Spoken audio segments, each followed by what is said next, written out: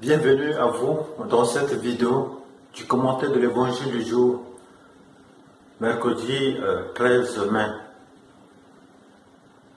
Si vous permettez, prenons un temps de silence, recueillons-nous pour entrer dans cette méditation de l'évangile.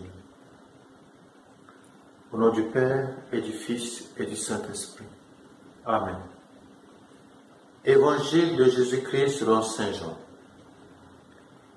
En ce temps-là, Jésus disait à ses disciples, « Moi, je suis la vraie vigne, et mon Père est le vigneron. Tout sarment qui est en moi, mais qui ne porte pas de fruit, mon Père l'enlève. Tout sarment qui porte du fruit, il le purifie en le taillant, pour que l'on porte davantage. Mais vous, déjà vous voici purifiés, grâce à la parole que je vous ai dite. Demeurez en moi, comme moi en vous. De même que le sarment ne peut pas porter de fruits par lui-même s'il ne demeure pas sur la vigne. De même vous non plus, si vous ne demeurez pas en moi.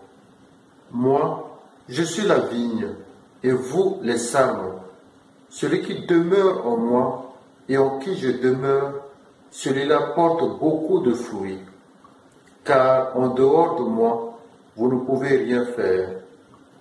Si quelqu'un ne demeure pas en moi, il est comme le sarment jeté dehors. Il se dessèche. Les sarments secs, on les ramasse, on les jette au feu, et ils brûlent. Si vous demeurez en moi, et que mes paroles demeurent en vous, demandez tout ce que vous voulez, et cela se réalisera pour vous. Ce qui fait la gloire de mon Père, c'est que vous portiez beaucoup de fruits et que vous soyez pour moi des disciples. Acclamons la parole de Dieu. Ce n'est pas moi, un Africain, qui pourrait vous parler de la vigne. Mais détrompez-vous. Je viens du monde agricole. Ça me parle aussi. L'exemple agricole que Jésus veut nous donner dans cet évangile est très parlant et c'est direct, très clair. La quintessence, ce que je veux venu dire, c'est la question de la communion. Pas la communion eucharistique, mais la communion au sens propre. Il dit, son père est le vigneron. Lui, il est la vigne. Tout sarment qui demeure en lui, qui ne porte pas de fruits, sera coupé et jeté au feu. Nous rappelle un passage, une parole de Jean-Baptiste. Jésus est venu sur la terre pour nous donner la vie de Dieu. En demeurant en lui, en demeurant dans sa parole, nous avons la vie de Dieu en nous. Comme on voit dans la vigne, les sarments bien gonflés, qui ont de bonnes grappes, produisent bien, donnent du bon fruit. Et il peut donner du bon vin. Ainsi, dans la vie chrétienne, celui qui est alimenté, celui qui est nourri par la sève de Dieu, je peux dire cette sève, c'est l'Esprit Saint qui nous donne la vie de Dieu. Et ainsi, c'est cet esprit, une fois en nous, qui pourra donner les fruits que Dieu désire. Comme Jésus a dit, la gloire de mon Père, c'est que vous portez du fruit et vous serez pour moi des disciples. Il est venu nous montrer le chemin. Et s'il dit, dans ce verset 7 de Jean 15, si vous demeurez en moi et que mes paroles demeurent en vous, demandez tout ce que vous voulez.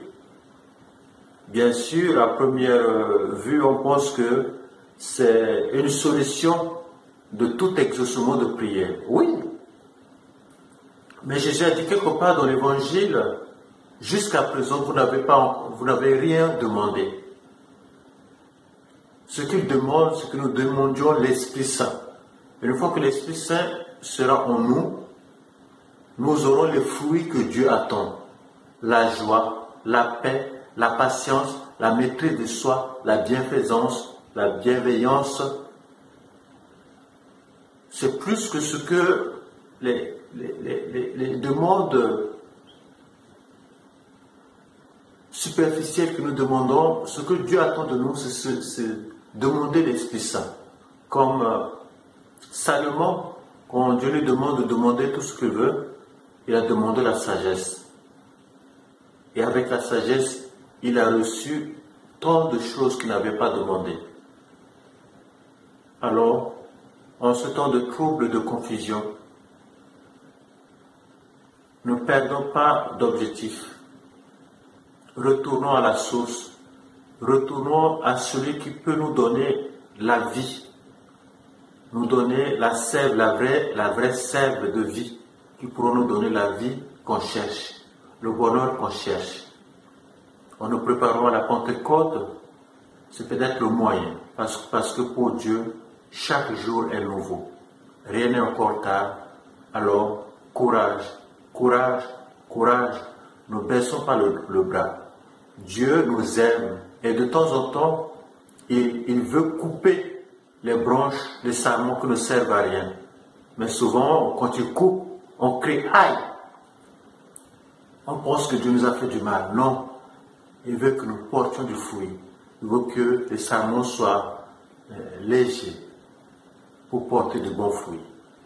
Mais que Dieu nous aide dans cette pèlerinage, notre pèlerinage sur la terre, on en vers le ciel. Mais ce qu'il attend de nous, c'est que nous puissions porter du fruit pour aider d'autres personnes à bénéficier de ces fruits que nous avons pour goûter combien Dieu est bon.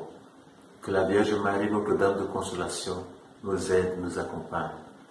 Au nom du Père et du Fils et du Saint-Esprit. Amen.